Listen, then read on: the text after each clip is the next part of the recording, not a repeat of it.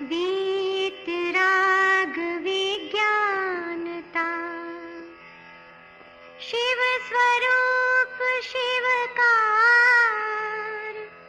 नमः त्रियोग संहार के।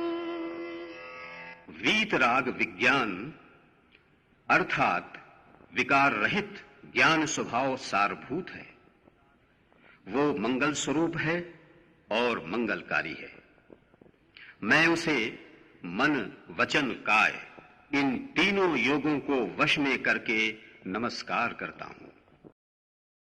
छडाला परम मांगलिक ग्रंथ है। पंडित दौलत राम जी द्वारा यह लिखा गया है। 6 इसमें ढाल है।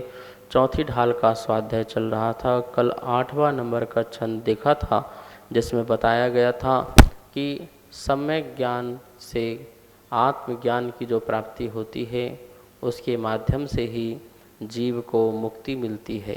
अब तक जितने गए हैं, जा रहे हैं और आगे जाएंगे, वो सभी की सभी जो है निश्चय सम्यक ज्ञान आत्मज्ञान का ही फल है। इसकी चर्चा कल हुई थी। आज पंडित जी आगम के परिप्रेक्ष्य में बता रहे हैं कि देखो, जीवन में पुण्य और जीवन में पाप दोनों ही जो हैं मिलते हैं।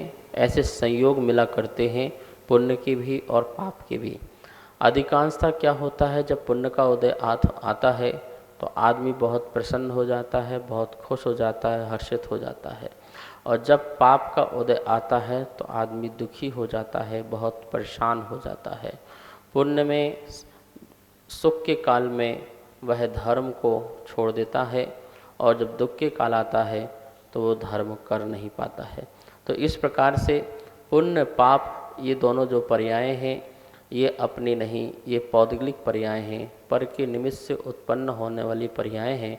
ऐसी पर्यायों में पंडित जी कहते हैं कि ज्ञानी आत्मा को हर्ष विषाद आदि नहीं करना चाहिए, और अभी तक आपने जो पढ़ा है उसका तात्पर्य क्या है, इस बात को बताने के लिए छंद नंबर 9वां हम सब लोग इसका उच्चारण करेंगे और उमागर की आवाज़ में पहले इसको सुनते हैं। पुण्य पाप फल माहि हरख बिलखो मत भाई, यह पुद्गल पर जाय उपज विन से फिर थाई। लाख बात की बात यही निश्चय उरलाओ, तोर सकल जगदंद फंद निज आत्म ध्याओ। इस छंद के माध्यम से बहुत सुंदर बात कही गई है। क्या कहते हैं छंद में, देखिए। पुण्य पाप फल माही हरक बिलखो मत भाई, यह पुद्गल पर जाए उपजी बिन से फिर थाई। लाख बात की बात यही निश्चय उरलाओ, तोरी सकल जग द्वंद फंद नित आत्म ध्याओ। एक एक शब्दों का पहले अर्थ देखिए। पुण्य पाप फल माही, पुण्य और पाप के फल में क्रम से हरक विलखो, हरक मतलब हर्ष, विलखो विलख मतलब द्वेष, राग और द्वेष, हर्ष और विषाद मत मत करो भाई।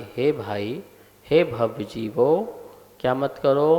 पुण्य पाप के फल में हर्ष और विषाद मत करो, क्योंकि यह पुद्गल पर जाए, यह जो है पुद्गल की पर्याय हैं, अवस्थाएं हैं। उपजी उत्पन्न होकर के, विन से नष्ट हो जाती हैं, उत्पन्न होकर के नष्ट हो जाती हैं, और फिर थाई, फिर पुनः थाई मतलब पैदा हो जाती हैं, फिर पुनः पैदा हो जाती हैं।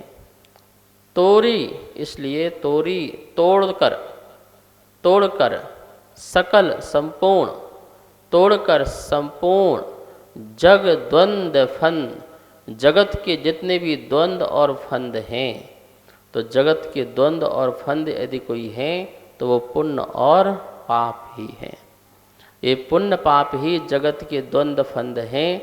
तो कह रहे हैं इन सकल जगत के द्वंद्व फंद को तोड़ करके नित आत्म ध्याओ।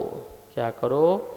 नित हमेशा अपने आत्मा का ध्यान करो, सदैव ही आत्मा का ध्यान करो। ये एक एक शब्दों का अर्थ है। देखिए यहाँ पर बहुत ही सरल भाषा में पंडित जी ने बताया है कि पुण्य पाप फल माही हरक बिल को मत भाई। देखिए कभी पुण्य का उदय आता है और कभी पाप का उदय आता है। एक सा समय किसी भी जीव के साथ नहीं चलता है। एक ही समय में पुण्य का भी और पाप का दोनों का ही उदय भी चलता है। मंदिर आना पुण्य है और मंदिर आकर अभिषेक नहीं करना पाप भी है।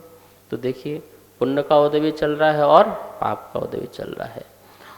आप मंदिर आए, अभिषेक कर लिया, तो अभिषेक करना भी पुण्य का उदय है, पर आपने पूजा नहीं करी, आपने स्वाध्याय नहीं किया, वहाँ मुनिराज के दर्शन नहीं किए, तो पाप का भी तो उदय है।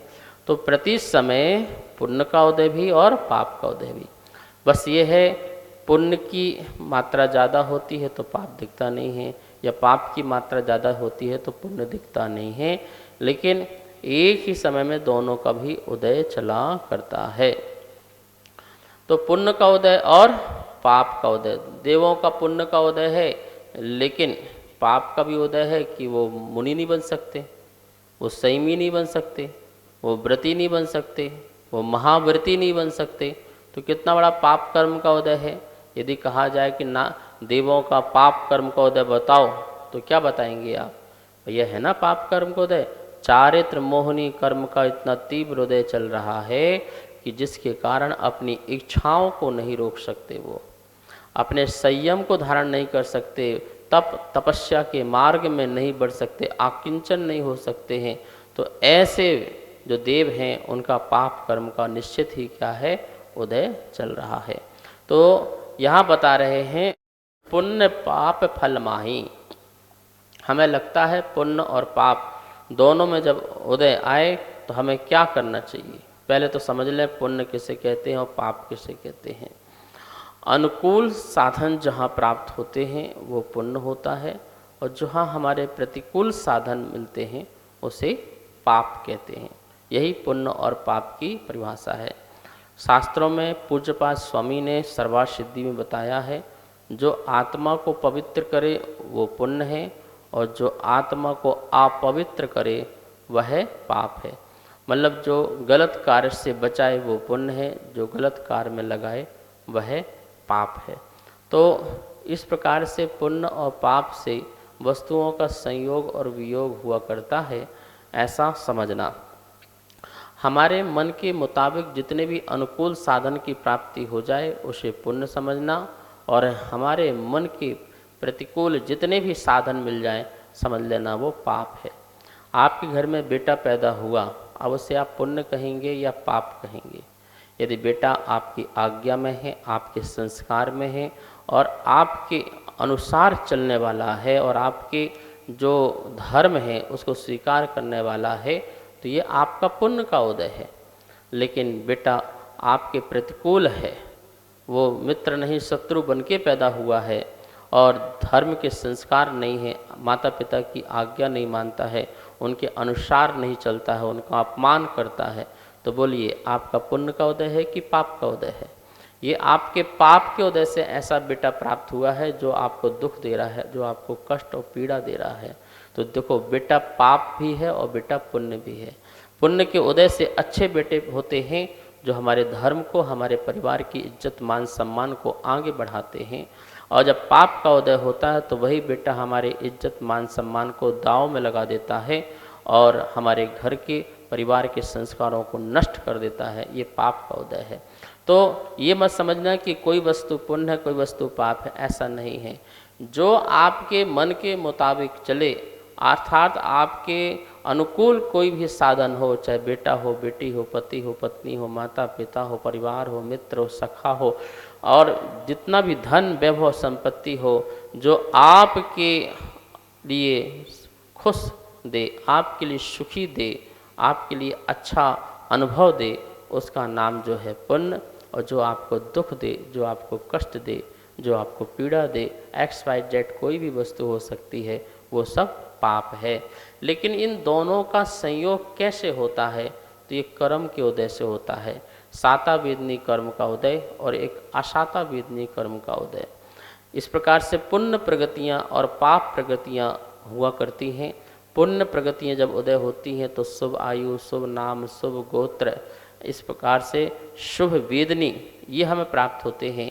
और जब हमें पाप कर्म का उदय होता है तो अशुभ वेदनी, अशुभ आयु, अशुभ नाम और अशुभ गोत्र, इनकी प्राप्ति हुआ करती है। तो ये दोनों ही जो हैं हमारे पीछे के भाव जो थे उससे बंधे हुए कर्म हैं और उन कर्मों का परिणाम हैं। यदि हमें सच्चा आत्मज्ञान प्राप्त करना है और सचमुच में मोक्ष की प्राप्ति करना है तो आचार्य भगवान कहते हैं कि पुण्य पाप फल माही, हरक बिलखो मत भाई।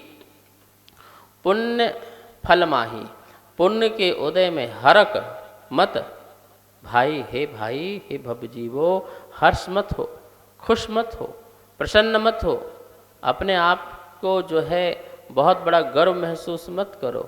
यदि आपका पुण्य का उदय चल रहा है, आज आपके पुण्य के उदय से आपके पास वैभव है, संपत्ति है, गाड़ी घोड़ा बेटा सब कुछ है, लेकिन उसमें हम अभिमान करें, उसमें हम गर्व करें और ये सब प्राप्त करके हम घमंड करें तो ये अच्छी बात नहीं है। कहते हैं सब कुछ मिल जाने पर, आपके अनुकूल मिल जाने पर भी आपको क्या होना है? साम भाव रहना है। और दूसरा, पाप फल माही बिलखो मत। पाप फल माही, पाप का जब उदय चलता है तो उसमें भी क्या नहीं होना है? विलखना नहीं है, हमको परेशान नहीं होना, द्वेष भाव नहीं लाना है, घृणा अंदर और ग्लानि भाव पैदा नहीं करना है। तो इन दोनों में ही क्या रखना है? साम भाव रखना है। देखिए आप बैठे हुए हैं और कोई व्यक्ति आकर के आपकी प्रशंसा करने लग जाए, भाई साहब आप बहुत बढ़िया हैं, बहुत सज्जन हैं, बहुत सरल हैं, आपके कारण हमारा धर्म जो है बहुत ऊंचा जा रहा है, बड़ा उपकार है आपका, ठीक है ना। तो ये जो है आपका पुण्य का उदय आया, जो सामने वाले व्यक्ति ने आपकी प्रशंसा पुराण जो है लिखा। और तभी एक और व्यक्ति आया और उसने आपका निंदा पुराण चालू कर दिया। आप कैसे हो, आप ऐसे हो, आप ऐसे हो, आप ऐसा करते हो, वैसा करते हो, और आप किसी की हेल्प नहीं करते हो, हमें बेवकूफ़ बनाते हो, बेईमान हो, धोखेबाज हो, आदि बहुत कुछ बोल सकता है वो। तो वही दूसरा व्यक्ति जब आया तो आपका निंदा पुराण अर्थात आपकी बुराई करने लगा। देखिए, तो एक समय जब था वो पुण्य का उदय आया तो आपकी प्रशंसा चल रही थी, और एक समय ऐसा आया तो आपका बुराई चलने लगी, तो ये पाप का उदय आ गया। तो अब हमें क्या करना है? ज्ञानी को क्या समझना है? अरे ये पुण्य का उदय आया था इसलिए इसने आके मेरे बारे में कुछ बोला, और पाप का उदय आया तो इसने मेरे बारे में बुरा बोला। ये दोनों ही मेरे पुण्य पाप के फल हैं। मैं तो अपने पुण्य पाप के फलों को देखूं, जानूं, समझूं, पर उसमें लिप्त ना हो। मुझे लिप्त नहीं होना है, मुझे साम भाव रखना है, क्योंकि ये सब कर्मजन्य व्यवस्था है। ये कर्मजन्य व्यवस्था है, जैसा कर्म किया था वैसा ही कर्म उदय में आ रहा है। मुझे तो इन साधनों में, इन निमित्तों में, इन हेतु में, इन कारणों में फंसना नहीं है। ऐसा भाव यदि हमारे अंदर आ जाता है तो निश्चित ही हम जो हैं अपनी आत्मा का ध्यान कर सकते हैं सदैव सदैव के लिए। तो यहाँ पहली लाइन में जो बात कही थी, पुण्य पाप फल माही, हर को विलखो मत भाई। आप सब लोग ध्यान रखें, बहुत पुण्य का उदय आएगा, बहुत पाप का उदय आएगा। ना ही तो पुण्य में फूल जाना और ना ही पाप में पुचक जाना, ठीक है ना। गुब्बारे में हवा क्या भरी, अपनी औकात ही भूल गया। आकाश से बातें करने लगता है, आसमान में उड़ने लग जाता है, लेकिन हवा निकलती कहाँ पहुँच जाता है? ज़मीन में आ जाता है, ठीक है ना। तो हमें कितना भी पुण्य से प्राप्त हो जाए, हमें चक्रवर्ती का वैभव भी प्राप्त हो जाए, तब भी हमें जो है खुश नहीं होना है, साम भाव रखना। ठीक है, उपलब्धि उपयोग करो, कोई दिक्कत नहीं है। और ऐसे ही बहुत बड़ा पाप का उदय हो जाए और हम निर्धन हो जाएं, बिल्कुल कुछ भी ना हो, तन में कपड़े भी ना हो, तो उस समय भी हमें जो है साम्य भाव रखना है। ये जब भाव आते हैं तो हमारे अंदर समता आती है। आगे की लाइन में बोला है पंडित जी ने स्वयं, यह पुद्गल पर जाए उपजी बिन सो फिर थाई। कहते हैं यह तो सब पुद्गल की पर्याय है, ये पुद्गल की पर्याय है। ध्यान रखना, पुद्गल के आंगन में चेतना जो है खेलती है, कभी रोती है, कभी हंसती है, कभी गाती है, कभी सोती है, कभी मरती है, कभी उत्पन्न होती है। यह चेतना कभी जन्म लेती है, कभी मरण लेती है, ऐसा व्यवहार से। तो ये सब जो है पुद्गल के आंगन में चलता है।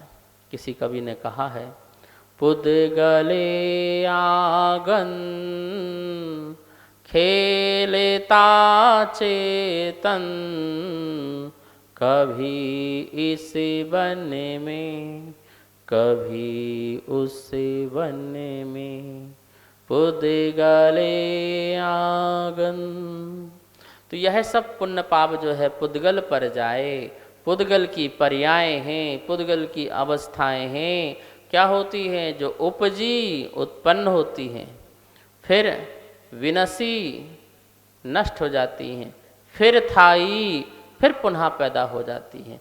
जैसे समुद्र की लहरें उत्पन्न होती हैं, ऊपर की ओर जाती हैं, फिर नष्ट हो जाती हैं, फिर नई बन जाती हैं।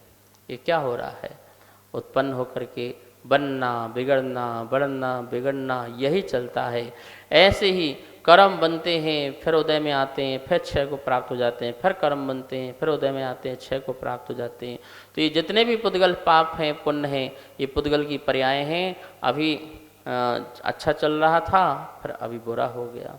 अभी अभी तो सुख का काल आया था और पीछे से दुख का काल आ गया। एक विपत्ति समाप्त होती नहीं है, दूसरी विपत्ति आके सामने खड़ी होती है। एक सुख जाता नहीं है, दूसरा दुख आ जाता है, दूसरा दुख जाता है, सुख आता है। ये सब जो है सुख दुख जो है, आचार्य श्री बहुत अच्छा सुंदर भजन गाते थे, दुख भी मानव की संपत्ति है, क्यों दुख से तू घबराता है, दुख आया है तो जाएगा, सुख आया है तो जाएगा, सुख जाएगा दुख दे करके, सुख जाएगा दुख दे करके, दुख जाएगा सुख दे करके, क्यों मानो तू घबराता है। क्या बढ़िया बात कही गई है। इसमें हमें घबराने की आवश्यकता नहीं है, दोनों में ही साम्य भाव रखो। और भी इसमें कोई विशेष चर्चा होगी, हम कल इसमें बात करेंगे। आज समय हो गया है, आइए माँ जनवाणी की स्तुति करते हैं। वाणी के ज्ञान ते सूझे लोकालोक, सो वाणी मस्तक नमो, सदा देत हूँ धोख, सदा देत हूँ धोख। इस कार्यक्रम के पुण्यार्जक थे श्री खंडेलवाल दिगंबर जैन मंदिर, राजा बाजार, कनॉट प्लेस, नई दिल्ली, एवं श्री खंडेलवाल दिगंबर जैन मंदिर, वैदवाड़ा, दिल्ली के अंतर्गत खंडेलवाल दिगंबर जैन पंचायत, दिल्ली। जिनेन्द्र जैन नरपतिया अध्यक्ष, धीरज जैन कासलीवाल महामंत्री, विजय लोहाड़िया विक्की उपाध्यक्ष, गौरव पाटोदी मंत्री, विनोद पांड्या कोषाध्यक्ष।